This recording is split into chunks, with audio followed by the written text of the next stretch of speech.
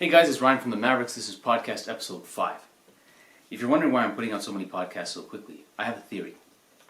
I believe that if you can get to podcast episode 400 as fast as possible, you will also get to a level of expertise that only other people who have reached podcast episode 400 have reached.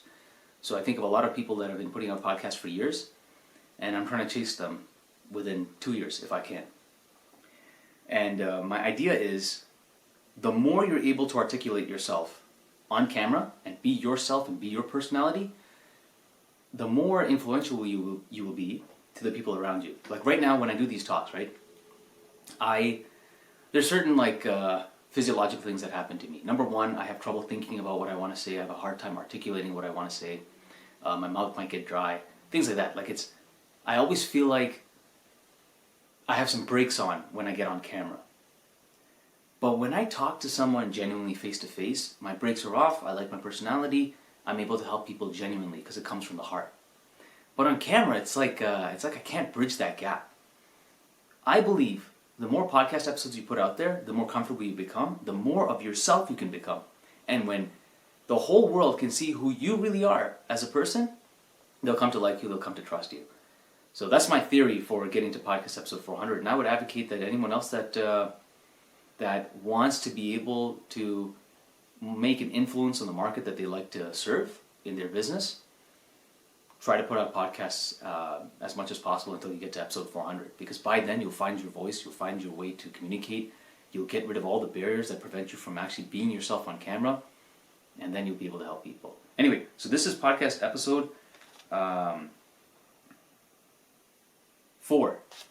not 5. Podcast episode 4, and today we're talking about imposter syndrome.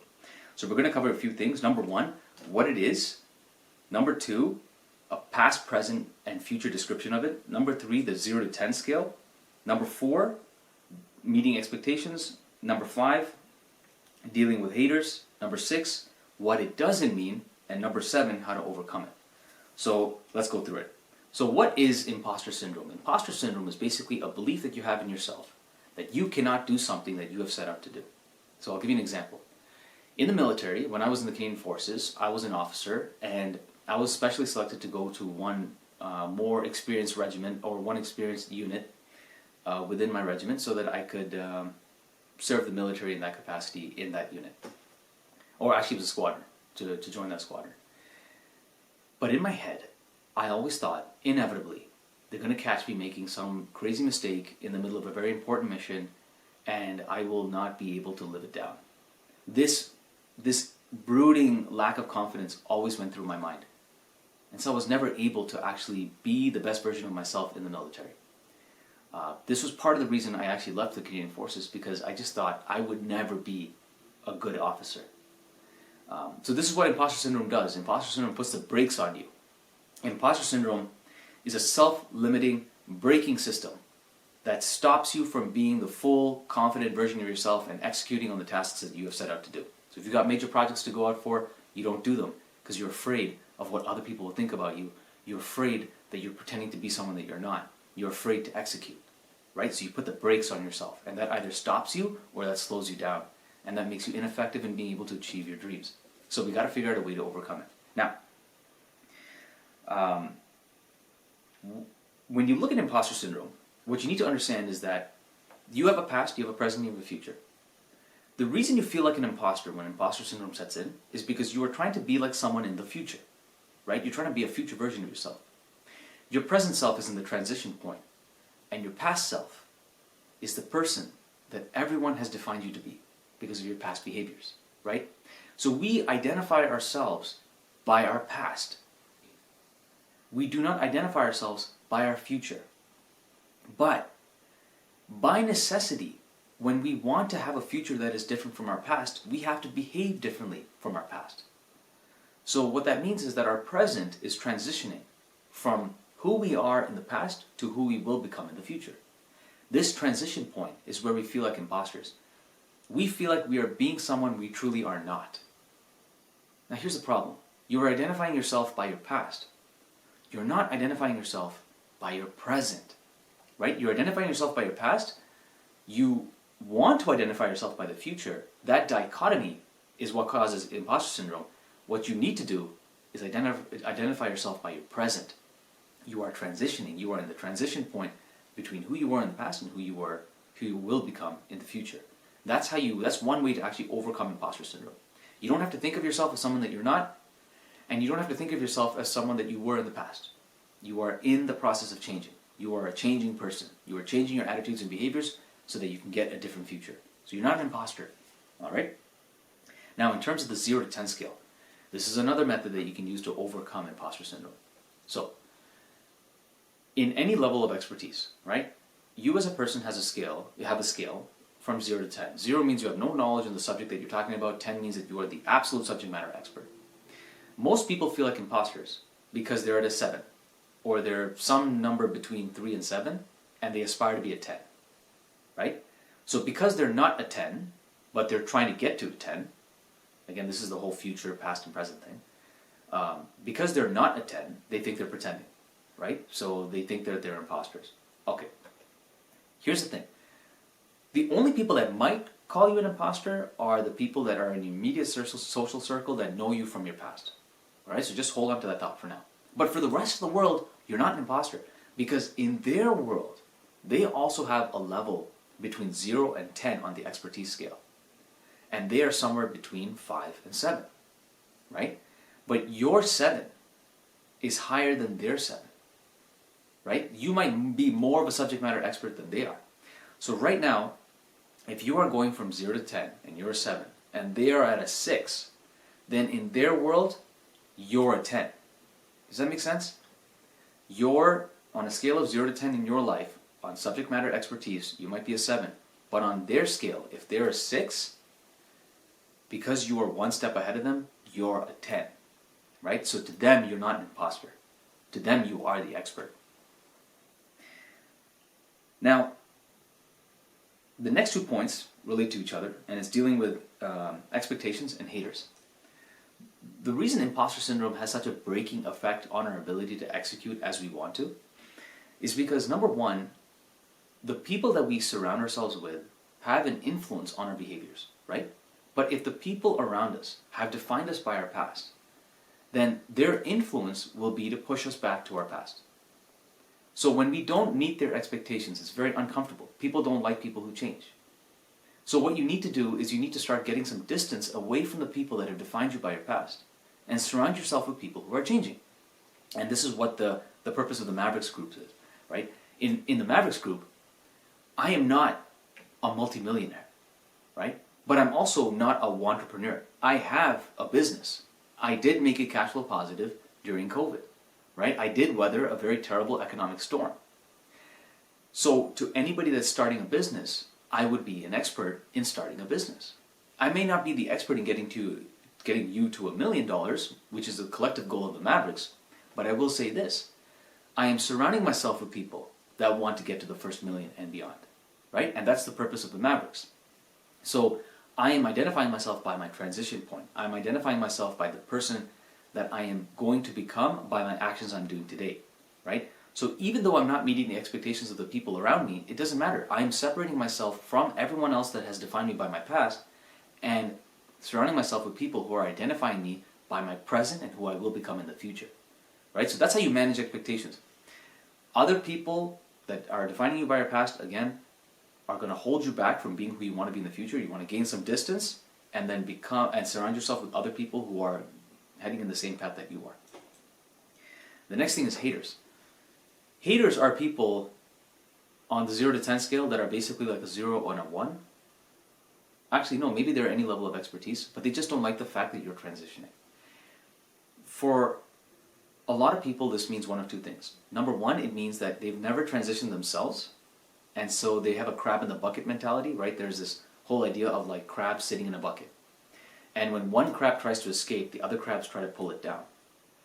So a crab in the bucket mentality is that if there's somebody or a group of people that you are a fellow crab with in that bucket, and you are trying to leave, they will try to pull you back, right? So that's where one hateful comment might come from. Another hateful comment might come from people who are way more of an expert than you are, and they're saying like, who's this guy talking when he doesn't know what he's talking about? For those kind of people, it's best just to ignore them because they have amnesia. They have forgotten that they too were a beginner at one point and that they were transitioning. Just ignore them. People who have forgotten their past, forgotten the struggles of what it took to become successful, are not worth your time, right? You need to surround yourself with people that will support you towards the future. Now, this is what imposter syndrome doesn't mean. Like I said, imposter syndrome puts the brakes on your ability to act.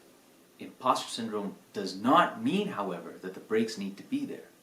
Again, let me emphasize that. Imposter syndrome does not mean that the brakes need to be there. The brakes don't need to be there. Imposter syndrome does not mean that you are not capable of achieving what you want to achieve. It does not mean that you are not transitioning. It does not mean that you were a person of the past, you are moving to a person in the future. All imposter syndrome means is that you are applying brakes on yourself to achieve a potential outcome, right? But it doesn't actually mean you cannot achieve the outcome. So that's one of the most important things to remember. Don't be held back by imposter syndrome. Understand that you are an expert in other people's eyes, and you should be able to let go of those brakes one day and go for it. And that brings us to a last point, which is how to overcome imposter syndrome. How do you let go of the brakes? The best way to let go of the brakes is to just get one small achievement at a time, right? In engineering, and I graduated from engineering, we take massive problems, and the way we solve them is by breaking them down into tiny little achievable pieces and solving each and every step. As an example, say it's very difficult for me to go to the gym. What I will say is, you know what, it's not very difficult for me to put my shoes on. It's not difficult for me to get in the car. It's not difficult for me to drive to the gym. So I will take the whole gym process and break it down into tiny steps. And as I achieve those tiny steps, I will gain victory momentum. And I'll want to keep the victory momentum going. And then all of a sudden, I'm done the gym, I come home, I have my protein shake, and I feel great. The same thing happens when you're building a bridge.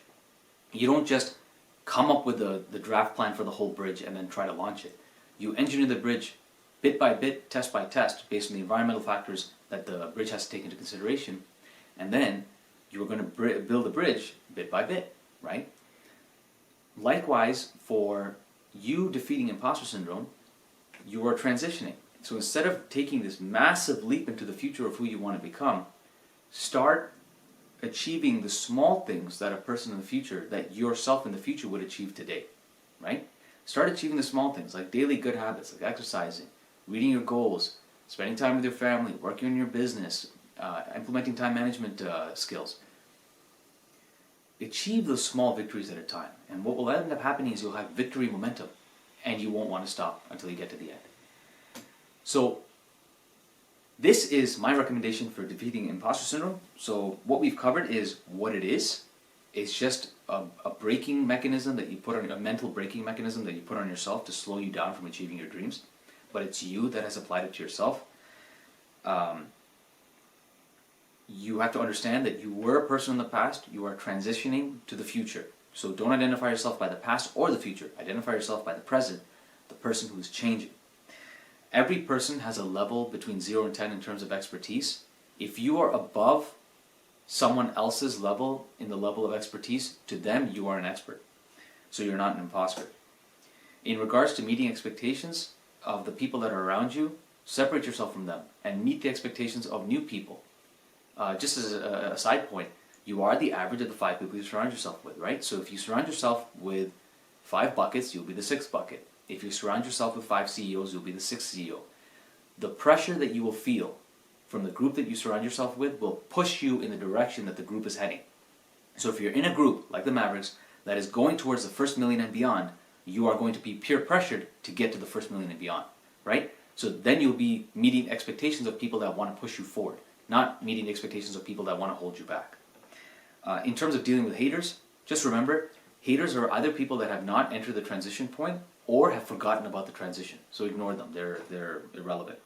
And finally, what does it not mean? Imposter syndrome does not mean that you cannot achieve what you want to achieve. It just means that you are applying the brake on yourself. You can take off the brakes when you want, when you're ready to, but it doesn't mean that you can't actually achieve what you want to achieve. And finally, how to overcome it? I would say victory momentum. Start behaving the way someone in the future would behave, your future version would behave, and start knocking off all the small habits, all the small tasks, and start getting some victories there, right? Check off all the different little tasks that you can do to get you closer to your future. And as you do that, you'll get victory momentum. And you'll start doing things that you've never done in the past. And people will start to see you and be like, wow, I never thought this person was capable of doing what they were able to do now.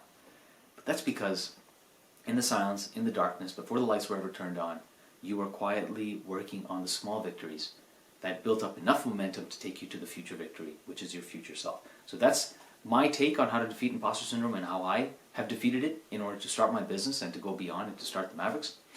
And I hope you found this video helpful. So this is podcast episode 4. And one more thing before I go.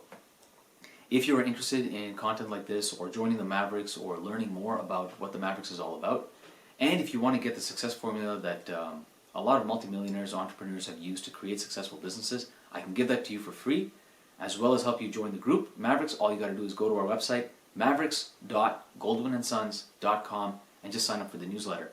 And down the road, I'll also have a program called FES, Foundations of Entrepreneurial Success, where I've documented all the best practices that businesses have used to reach cash flow positive perpetually, consistently, forever. I hope you'll find those programs useful. Thank you so much. Take care.